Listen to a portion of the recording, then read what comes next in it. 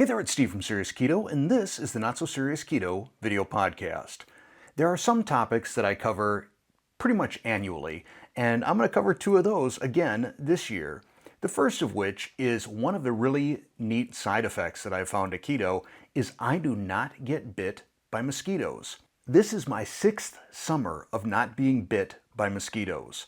So on the 4th of July, we had the family over, lighting some fireworks, doing a bonfire. The other folks were making s'mores, not me. But everybody except me was getting attacked by mosquitoes. I don't know what it is. I'm assuming there's something when we eat carbs and sugar that we put off a different smell or something. I've had some people suggest that maybe we are actually being bit, but we're not having any sort of a histamine response to it. I don't know. One way or the other, I don't feel like I've been bit. I haven't felt any mosquitoes on me. I haven't heard any buzzing around my ears. I don't have any bites. So I don't know the specific chemical reason for it, but if any of you do, let me know down in the comments below. I'd also be curious to know how many of you have experienced this benefit as well. The other topic that I cover pretty much every year is going to water parks. From about age 40 to age 50, I was not into going to water parks for a couple of reasons. The first reason is I didn't like to be seen without my shirt on. It was not a pretty sight. So I was kind of embarrassed about how fat I was, and that's reason number one. Reason number two is I was just out of breath all the time. Climbing the stairs to go down a water slide or a raft or something like that, especially if I'm carrying an inner tube, it was just, it was brutal. I thought I was going to die. I'd have to stop every flight of stairs and catch my breath. I couldn't hold a conversation. It just wasn't fun. But now, this past, it was like a week and a half ago, Connor and Colton and I went to Noah's Ark in the Wisconsin Dells. It's, I guess, the biggest water park in America. Anyhow, I was never, ever out of breath. In fact, I felt good. I walked probably close to 6 miles that day, and I don't know how many flights of stairs I climbed, but there was one water slide, and I was carrying a 2-person raft up over my arm or shoulder like this, so that Colton and I could go down, and it was 7 flights of stairs. And I didn't get winded. I didn't feel my heartbeat increase. I wasn't out of breath. I really, really felt pretty good. So as I think about all of the great benefits that I've experienced from keto, absolutely the best has been just the overall quality of life. The fact that I can be the fun grandpa hanging out with my grandson, not running out of breath, not having any issues at a water park, and just loving what I'm doing, loving feeling young. So anyhow, I'll probably cover this topic again next year at this time. I've talked before about how I don't do a whole lot on Facebook. It seems like whenever I get out into any of the keto groups, keto recipe type groups, people are just mean. They're just mean to each other. I don't get that. I think it takes about the same amount of effort to be nice versus being mean. And the thing is, being mean, I think kind of sticks with you a little bit. So it drains you of a little more energy, whereas being nice, you can feel good for what you did, and I think it gives you more energy. And what I see very often is newbies very excited about keto and thinking they've made some great discovery. They've cracked the code. And one of the common things that I see is these little drink pack, sugar-free drink pack mixes. Like the main one that I see is for A&W root beer, and then people mixing it with one of the brands of little carton protein shakes, like vanilla protein. I don't know if it's Premier Protein, but mixing them together, and it's supposed to taste just like a root beer float. And I'm sure it does. But the ingredients are pretty sketchy. I mean, they're a little sketchy on the protein. They're really sketchy on the drink mix. And I was at the dollar store, which nothing there is $1 anymore, but I was at the dollar store, and they've got this just big wall of all these drink mixes, all these sugar-free drink mixes. And I grabbed one. I'm going to show it to you. I'll put it up on the screen right here. It's the Margaritaville Pina Colada drink mix. I really enjoy the taste of pina coladas. I haven't had a real one in, oh boy, probably 10 years or more. I've had the Keto Chow pina colada flavor, but anyhow, I saw this and I thought, okay, cool, sugar-free. Let's take a look at the ingredients. Ingredient number 1 is maltodextrin. Not a good start. Natural and artificial flavors, citric acid, artificial color, aspartame, cellulose gum, pectin, and 2% or less of the following: salt, acesulfame, potassium, magnesium oxide, calcium silicate.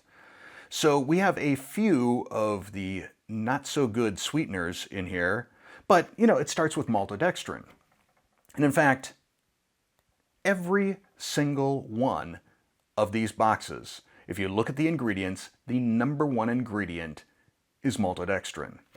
So the point of the story is really twofold. If someone is excited about something, like keto, and they want to share a discovery, and it turns out that maybe their discovery isn't quite as good or as keto as it ought to be, we can let people know in a nice way. We can tell them, hey, that number one ingredient on there, even though it's sugar-free, maltodextrin, it's got a higher glycemic index than sugar, than table sugar, so probably not the best choice. The other point to the story, and I make this point often, is never trust the front of any package. Always flip it over, look at the ingredients. And I guess if there were a third point, it would be, man, maltodextrin should not be classified as whatever it is. Fiber or something? I don't know. What is it as an ingredient? I know what I think it is. I think it's sugar. I think it's a carbohydrate. I think that it ought to be listed as a sugar. I think you shouldn't be able to have a sugar-free product that contains maltodextrin. Those are my thoughts. I don't know if anything will ever get done about my thoughts, but there they are. So there is this new thing on YouTube. It's called, I think, viewer posts. It's separate from the comments that people leave in the videos. It's like a separate area where people can just leave comments about my channel. The weird thing is, I can't reply to any of them. I can go in and I can edit anybody's posts. That's the only place I can do that. I can't do that in comments, but it appears that I can edit posts that people make under viewer posts. But like I said, I can't reply to them, and I don't see any way that anybody else can reply to them. So it's not really like Reddit or a bulletin board type system where people can interact. It's kind of weird. So I don't know what YouTube plans on doing with it. If you leave a comment in that area and you don't get a reply from me, it's because I can't. I cannot. There's no button for me to reply.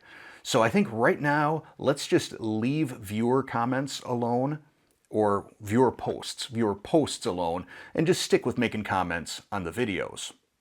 And speaking of comments on videos, one thing I get all the time, I mean every time I do a product review, people will come and say, I need to do either a review of such and such a product or a glucose test on such and such a product.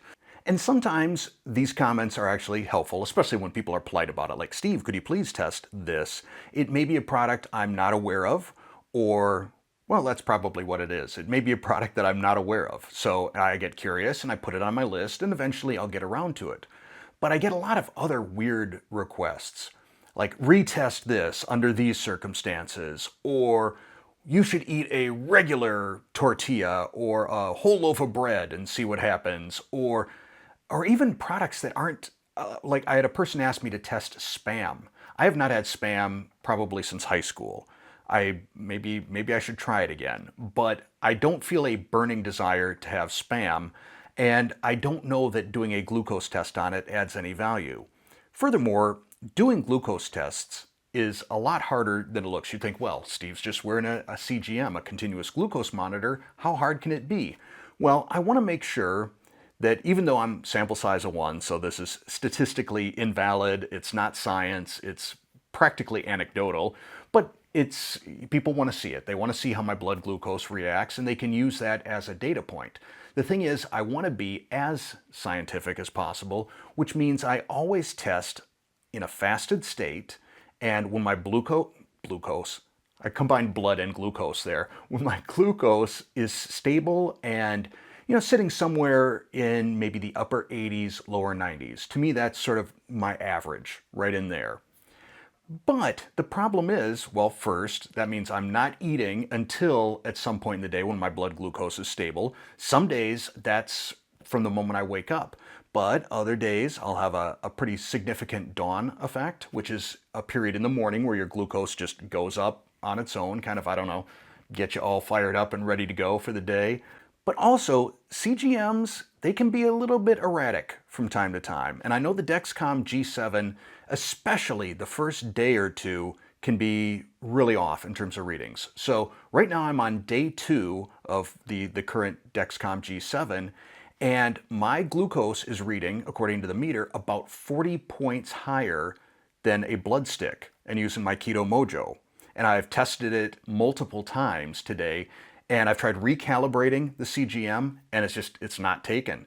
So to me, if I did a review when my glucose is actually sitting around 90 and it says it's at 130, it's going to look like a much bigger impact on my glucose. Or at least the Levels Health app, which I use to analyze. It takes all the data from the Dexcom app and does a little analysis. It looks at the amount of time you spend over 110 milligrams per deciliter of blood glucose. And if the meter's already reading at 130 when I'm actually at 90, it's going to give whatever I eat a poor score, and it's not going to reflect the actual, what it ought to be.